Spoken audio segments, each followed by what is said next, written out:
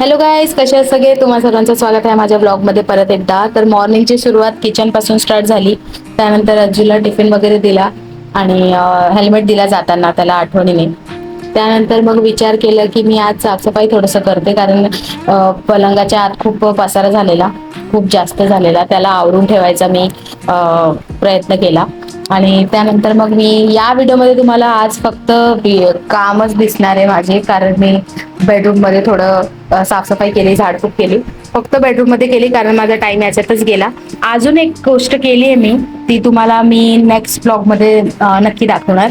आणि थोडीशी एंडिंगला क्लिप मी टाकते, तर तुम्हाला त्याचा अंदाज येईल की मी कशाबद्दल बोलते. तर बस असा काही माझा व्हिडिओ होता. मी थोडंसं साफसफाई केली, डस्टिंग केली मीन्स, आणि बस एवढाच होता माझा आज दिवसभर, याच्यातच गेला माझा टाइम. त्यानंतर संध्याकाळी जेवण वगैरे बनवायच्या टायमाला आईने मला हेल्प केली, कारण नॉनव्हेज बनायचं होतं आज.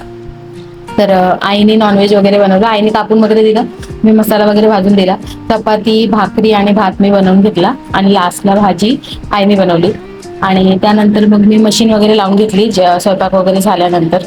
तर असा काही माझा व्हिडिओ होता. आणि तुम्हाला आवडला असेल तर नक्की लाईक करा, सबस्क्राईब करा माझ्या चॅनलला, आणि प्लीज सपोर्ट करा गाईज. बस हा व्हिडिओ मी इथेच एंड करते. Thank you for watching. भेटूया नेक्स्ट व्हिडिओमध्ये. बाय.